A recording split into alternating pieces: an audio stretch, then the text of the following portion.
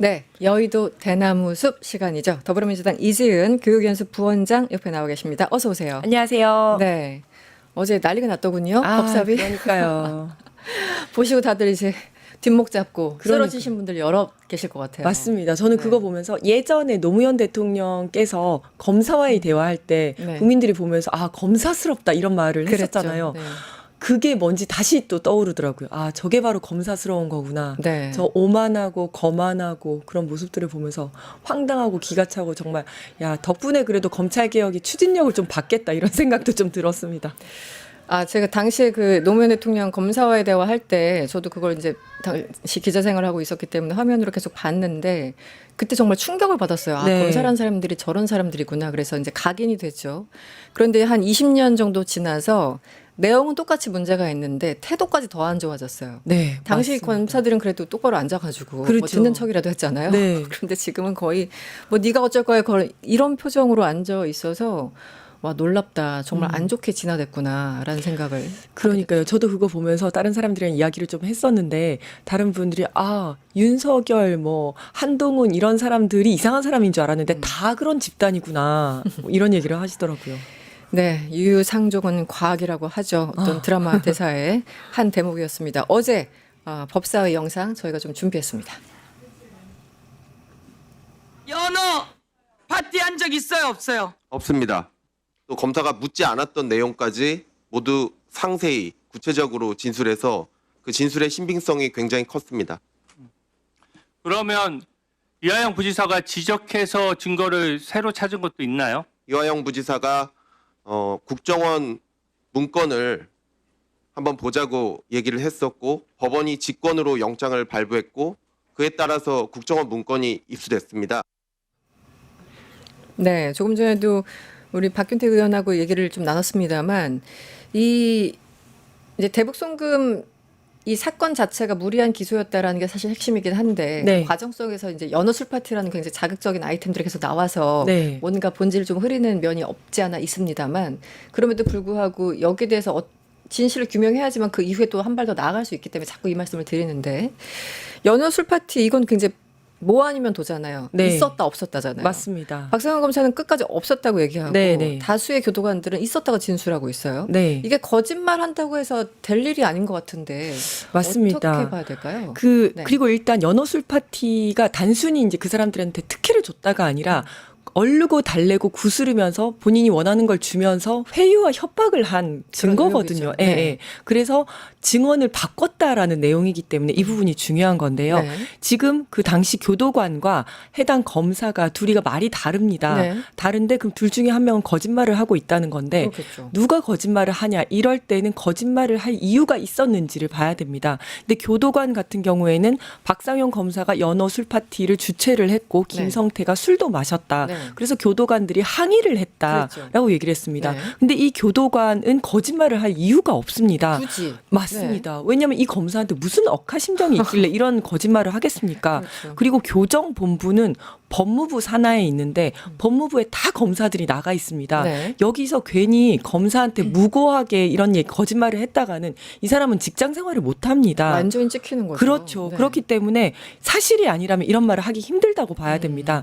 그런데 박상현 검사 같은 경우에는 네. 이런 거짓말을 할 이유가 충분합니다. 네. 연어 술 파티를 만약에 했다면 그 당시에 이재명 또는 이화영 부지사를 엮어 넣기 위해서 얼르고 달래고 원하는 거 주고 하면서 대신 야 니네 진술 좀 맞춰봐라고 하면서 진술 세미나 하면서 이렇게 자기가 원하는 시나리오로 갈 만한 동기가 충분한 거고요. 네. 그런데 검사실 또는 이 영상 녹화실에 술을 가지고 오고 외부 음식을 드리는 건 규정 위반이기 때문에 그렇죠. 들켰을 경우에 당연히 난 그러지 않았다라고 거짓말을 할 이유가 충분한 거죠. 네. 그러면 뭐 우리가 진실은 뭔지 모릅니다만 누가 더 거짓말할 가능성이 높냐만을 두고 봤을 때는 이 검사가 가능성이 높다라고 보는 게 맞겠죠. 네. 네. 뭐 영수증까지 나왔으니까요. 네, 맞습니다. 영수증도 나왔고 사진도 어쨌든 일부 사진이 그 샘플인지 모르겠습니다만 나왔고 그리고 이화영 지사 같은 경우는 어쨌든 당시 이제 그림까지 그려가면서 어떤 구도로 앉아 구체적으로 있었다. 진술을 네. 했었죠. 예. 그래서 법무부에서 빨리빨리 조사를 해서 결과를 내놨으면 좋겠습니다. 이 공방하는데 이게 사회적 비용이 너무 많이 드는 것 같아요. 맞습니다. 네. 그리고 전 이 부분이 참 재미있었어요. 우리 저번에 국정원 문건 잠깐 네. 얘기했잖아요. 이화영 부지사 얘기하면서. 네, 네. 그런데 아까 화면 보신 것처럼 영상에서 확인하신 것처럼 저 박 검사가 아니 이화영 전 부지사 측에서 먼저 국정원 문건 보자고 해서 본 거다. 그러니까 네. 저걸 어떤 맥락에서 어떤 의도로 했는지 대충 읽히긴 하는데 네. 그러니까 우리가 막 털어가지고 억지로 한 게 아니라 맞습니다. 순서가 이화영이 먼저였어요. 그래서 네, 아 네. 우리는 그때 알고 국정원 문건 보니까 있더라. 네. 이런 얘기를 하고 싶었던 것 같아요. 맞습니다. 네. 그래서 어떤 맥락에서 나온 거냐면 뭐 정확하게 말씀하셨는데 검사가 뭐 연어나 술 파티 이런 걸로 회유할 것도 없이 이화영이 먼저 적극적으로 자기가 진술을 하더라. 네. 그래서 뭐 그런 회유할 것도 없었고 또 유죄 확정의 핵심 증거가 된 국정원 문건도 네. 이화영이 먼저 하자고 해가지고 이렇게 따라가다 보니까 그렇게 된 거다. 이제 이 이야기를 하고 하고 있는 싶은 거거든요. 거죠. 네. 네. 그런데 이거는 확인할 것들이 굉장히 많습니다. 먼저 국정원 문건을 정말 이화영 부지사가 먼저 얘기를 했는지 이것도 확인을 해야 될 뿐만 아니라 네. 두 번째로 국정원 문건이 여러 가지가 있습니다. 그중에서 어떤 거는 이재명 당시 도지사에게 유리한 문건도 그렇죠. 있었고 네. 불리한 것도 있었거든요. 예를 들어서 유리한 것 같은 경우에는 이 돈을 냈던 게 방북 비용이 아니라 쌍방울 주가 띄우기 위해서 돈을 보냈던 거다라고 네. 하는 거는 이재명 도지사에게 유리한. 유리한 거죠. 그래서 국정원 문건을 먼저 얘기를 했더라도 어떤 걸 먼저 얘기했는지도 확인을 해야 되는 네. 거고요. 그리고 당시 이화영 부지사는 이미 검찰의 회유에 넘어가서 네. 이재명 도지사에 대해서 불리한 진술을 하고 있을 때였어요. 네, 네, 네. 그래서 그 이후에 2심부터는 이걸 번복하면서 그거 거짓말이다라고 얘기를 했었는데 이게 안 받아들여진 거였었거든요. 그랬죠. 네. 그래서 이미 뭐 술이든 연어든 뭘로 진술 세미나로 회유가 되어 있는 상황이었을 수도 있고 네. 그 부분은 뭐가 서는지 확인이 안 되는 상황입니다. 그래서 지금 확인할 게 굉장히 많은 진술인데 즉 이화영 부지사가 국정원 문건을 먼저 얘기해 줬기 때문에 연어 술 파티는 없었다라는 것은 네. 전혀 앞뒤가 맞춘 거 어떻게 논리 필연성이 없는 네, 네. 진술이라고 봐야 됩니다. 그렇군요. 네. 그러네요. 그 보통 이제 거짓이 100% 거짓은 없고 항상 진실과 맞습니다. 좀 섞이잖아요. 뒤섞여 있습니다. 그래서 국정원 문건 하면 그런가 싶은데 저 문건도 어떤 문건인가? 그렇죠. 어느 예, 예. 시기에 저 문건을 보자고 맞습니다. 했는가? 이걸 다 봐야 된다는 네, 말씀이시군요. 그래서 저도 이제 저번에 우리 그 부원장님과 대화 나온 게 기억이 나가지고 네, 네. 저 국정원 문건은 그때 우리가 얘기했던 거면은 조금 앞뒤가 안 맞는데 약간 그 그렇죠. 생각을 했었어요. 네, 왜냐면 네. 그거는 이재명한테 유리한 거였으니까. 네. 참 알아볼 게 많습니다. 네. 그리고 어제 청문회에서 또 한 명의 또 혈압을 오르게 하는 네. 장면이 있었는데 저희들 관봉권 띠지 관련해서요. 예, 영상 먼저 확인하고 오겠습니다. 윤석열, 김건희께서 온 것일 수 있다라고 누구나 유추합니다. 그런데 저걸 숨겼어요. 저 관봉띠지 최재현 증인이 없앴습니까? 저는 없애지 않았습니다. 그럼 누가 그걸 폐기했는지, 누가 그걸 잃어버렸는지, 누가 그걸 버렸는지 확인하는 건 본인의 목 아니에요? 제가 그래서 당시에 증거를 인멸했니 말았니 그러니까 구속이 돼야 된다 말아야 된다 뭐 이런 얘기들을 하시는데 수사 지금은 제가 답변 드리고 있습니다. 최재형 검사 마이크 똑바로 놔요. 마이크도 제가 다음은 원하는 위치에 못 전현희 놓습니까? 의원님의 이게 그런 거 신문 아닙니까? 역대급이었던 것 같아요. 아, 저도요. 정말 네. 저걸 보면서 굉장히 화가 났었는데 네. 이 사건은 어쨌든 대통령 관련해서 중요 사건의 핵심 증거를 인멸했든 분실했든 어쨌든 사건을 굉장히 잘 못한 거잖아요. 그렇죠. 그리고 거기에 책임 검사였고 그리고 국회는 행정부를 견제 감시하는 역할을 하는 겁니다. 한마디로 혼나러 나온 거예요. 네, 네. 국민들이 다 화를 내고 있는 상황에서 질타를 받으러 나온 자리에 본인이 그냥 마치 이렇게 싸우러 나온 것처럼 아니면 본인이 평가하러 나온 것처럼 네. 아니 지금 뭐 잘했니 못했니 뭐 구속을 하니 많이 얘기하는데 제가 지금 대답하고 있지 않습니까? 이런 자세가 와 정말 너무 화가 나더라고요. 그러니까 저게 검사들만이 갖고 있는 거예요. 만약에 환경부 직원이 누가 저렇게 노동부 하겠습니까? 직원이 어쨌든 실수를 해서 지금 청문회 불려 나왔는데 국회 그렇죠. 불려 나왔는데 네. 저런 말도 안 되는 태도를 보이는 공무원이 우리나라에 어딨냐고. 오로지 검사들만 저런다니까요. 맞습니다.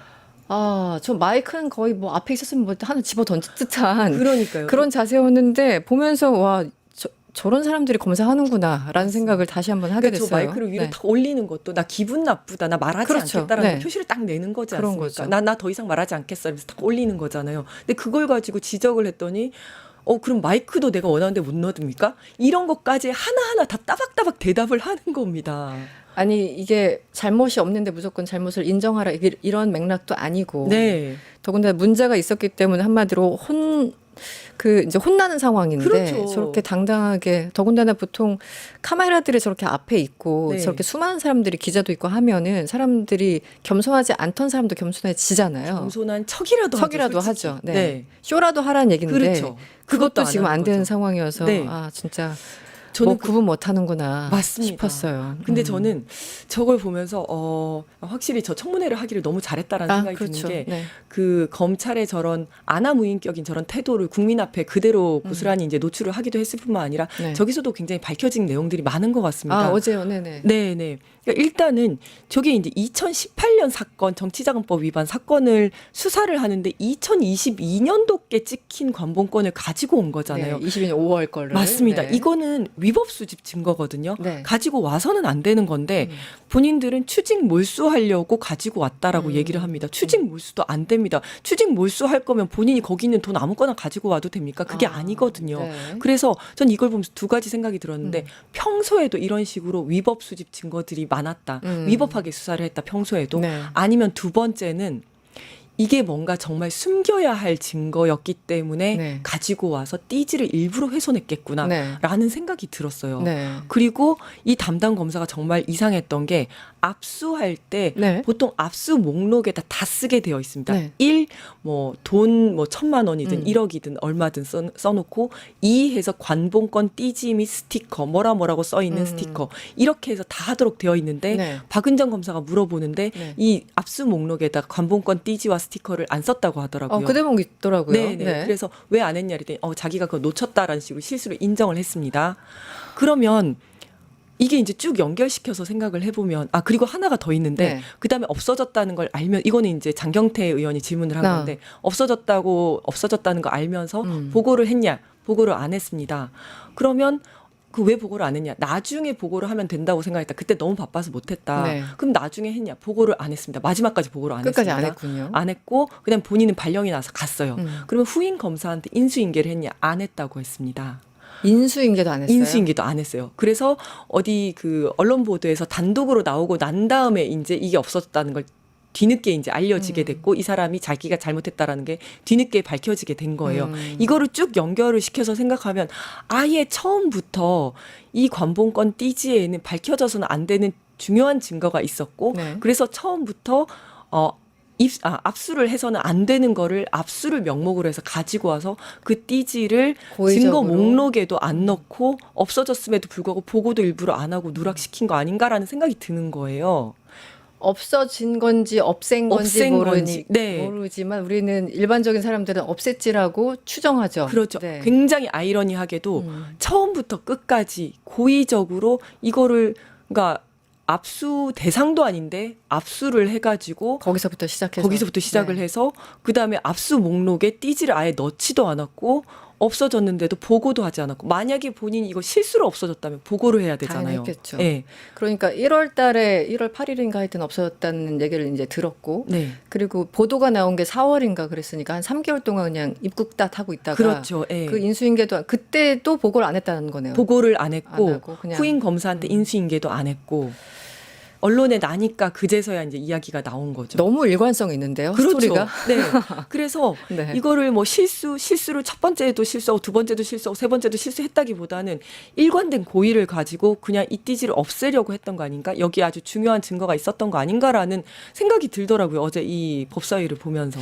그리고 관본권 띠지 관련해서 지금 이름이 기억 안 납니다만 지난번에 나왔던 그 2명의 젊은 여자 수사관 네, 말고 수사관들. 또그 이번에 나왔던 새로 여성 네, 또 네, 수사관이 네. 있더라고요. 네. 그분은 대검 소속인가요? 하여튼 어디 소속인데 그 수사관의 발언과 이 다른 수사관들의 발언이 또 다르더라고요. 맞습니다. 압수물을 어떻게 유지하는지 뭐 이런 네. 거 그리고 전달할 때는 띠지가 있었다는 거 아니겠습니까? 맞습니다. 세 가지를 했는데 네. 하나는 한국은행에 관본권이 있었고 그거는 그대로 들어갔고 두 번째는 신한은행에 띠지가 있는 이제 돈다발이 있었는데 그거는 띠지를 풀지 않은 네. 상태에서 개수를 세하렸고 손으로 세하렸고 네. 그다음에 고무줄로 묶여져 있는 돈다발이 있었는데 그거는 풀어서 개수를 했다. 개수기에 넣어서 개수를 했다.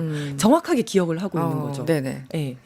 그런데 그 전에 나왔었던 2명의 수사관들은 기억나지 않는다. 어떤 형태였는지도 기억나지 않는다. 받는지 안 받는지도 기억나지 않는다 이런 식으로 얘기했죠. 그렇죠. 예, 네. 어떤 형태였는지 기억나지 않는다. 이렇게 얘기를 했었습니다. 늘 얘기하는 게 그거잖아요. 관본권 살면서 보는 사람이 거의 없잖아요. 심지어 이 담당 검사도 처음 봤다고 얘기했죠. 그러니까요. 예.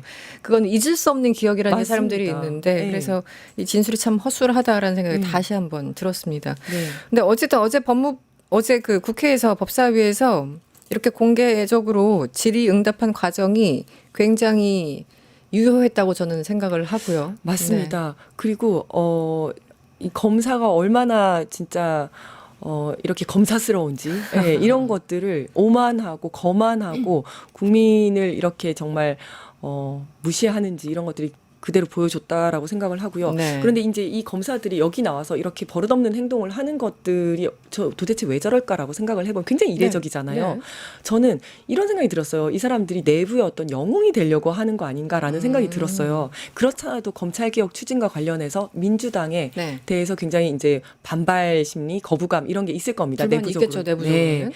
그래서 이런 식으로 해서 검찰 내부에서 박수 받고 나가면 뭔가 현직들한테 잘 보여야지 전직이 되더라도 돈을 잘 벌 수가 있거든요. 전관예우. 정관 예우를 받으려고 일부러 내부의 영웅이 되려고 이러는 거 아닌가? 네. 라는 생각이 들더라고요. 네. 그래서 절대 이제 사표를 받아줘서는 안 되고 네. 감찰 중이니까 네. 감찰을 제대로 하고 음. 만약에 문제 있다면 수사도 하고 그래서 변호사 기업도 못하게 해야 된다. 네.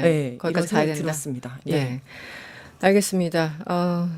어제 또 그 조이대 대법원장 발언이 굉장히 화제가 됐었죠. 네. 세종대왕. 네. 그러니까요. 이게 정말 뭐든지 사법부 독립에 갖다 붙여가지고 뭐 네. 이렇게 아전인수격 해석을 하려고 노력을 하는데 네. 사실은 뭐 별로 크게 이렇게 중요하게 논평을 하고 싶지도 않은 내용인데 저도 이제 그 내용이 뭐였었냐면요. 세종대왕께서는 네. 법을 왕권 강화를 위한 통치 수단이 아니라 백성들의 삶을 위해서 썼다라고 하면서 급변하는 시대의 흐름 속에서 사법 독립의 정신을 굳건히 지켜내자.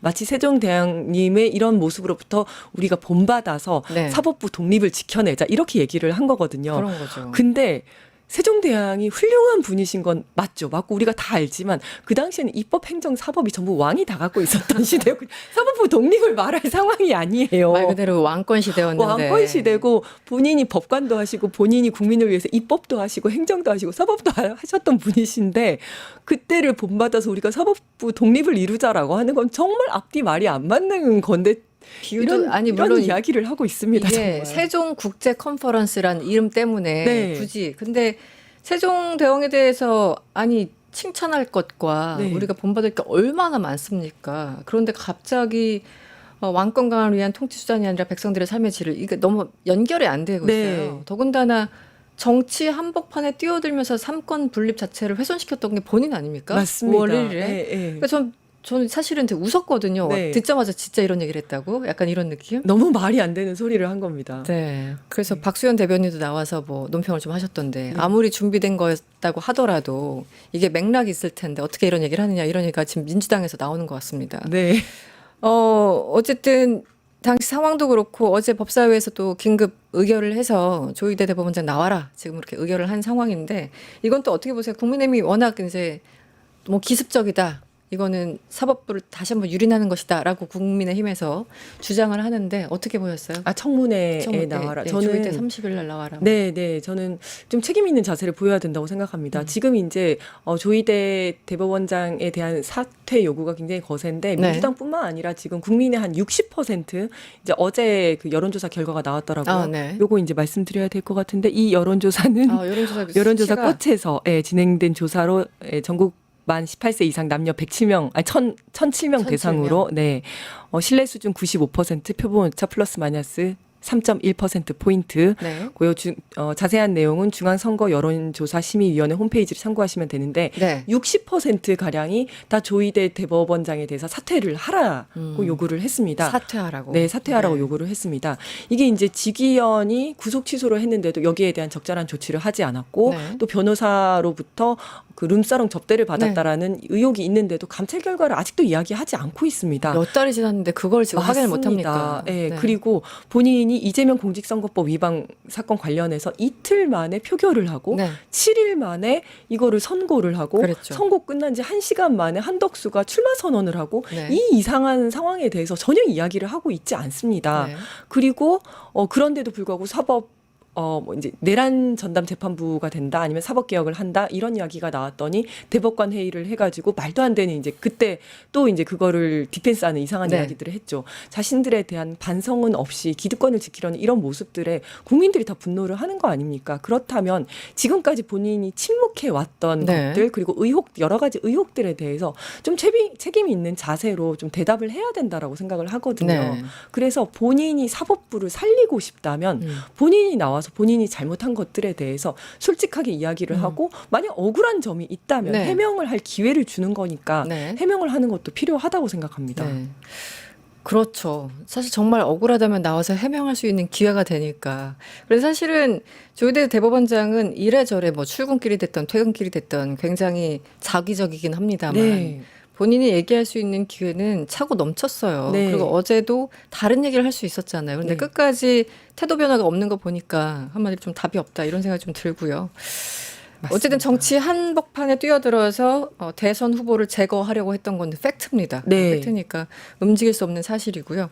하나만 좀 한 5분 정도 남았는데 여쭤볼게요. 김건희 씨가 네. 지금 법원에서 촬영을 이제 허가한다고 하니까 이건 내 방어권 침해다, 인민재판이 될 수 있다라면서 이거 뭐 반대한다 이런 입장을 보였어요. 뭐 피고인 입장에서는 그럴 수 있다고 생각을 하긴 네, 하는데 네. 이 부분은 어떻게 보세요? 이거는 뭐 그 전에 박근혜 때도 다 이제 촬영은 했었던 거고요. 네. 지금까지 대통령 했을 때도 다 촬영을 했었습니다. 네, 네. 그렇기 때문에 이거는 지기현 부장판사가 윤석열의 첫 번째 공판 때 촬영을 거부하고 촬영을 못하게 했었던 그게 네. 아주 이례적이고 잘못된 거였었고 그때도 비판이 쏟아지니까 두 번째는 촬영을 하도록 했었습니다. 근데 그것도 잠깐 앞부분 굉장히 아니었어요? 짧게, 네. 굉장히 짧게 했었죠. 네. 그리고 이미 특혜를 다 이제 제공을 한 다음에 했던 거여가지고 네. 그것도 이제 비판을 받긴 했습니다만은 네. 그래서 지금 이제 김건희가 법정 내 피고인에 앉은 모습이 이제 촬영이 되는 거는 너무 당연한 거다라고 네. 생각을 하면 될 것 같고요. 이것도 사실은 이제 내란 전담 재판부를 만든다 요런 그 압력이 없었으면 안 했을 수도 있다고 봅니다. 이제 윤석열 케이스를 본다면 네. 이런 압력이 외부에서 없었으면 김건희도 우리 그냥 비공개했을 것 같은데 그런 맞습니다. 압력이 있으니까 그나마 이렇게라도 그나마 했을 이렇게 것이다. 하고 지금 네. 서울 고법에서도 뭐 이제 집중 심리를 네. 하겠다 이제 이런 얘기가 나오는 거 아닙니까? 네. 그러니까 사법 개혁에 대해서 국민들의 열망이 얼마나 큰지를 이제 조금이라도 깨닫고 조심해야 되겠다라고 하면서 스스로 좀 견제와 감시의 시선을 느끼면서 네. 가고 있는 거죠. 네. 알겠습니다. 여론 재판 사실은 여론은 그냥 끝났어요. 여론은 이미 맞습니다. 답이 예, 나왔고요. 네. 네, 법적으로 처벌을 잘 받기를 바랍니다. 네. 그리고 윤석열 측 보석은 이것도 예상을 하셨죠?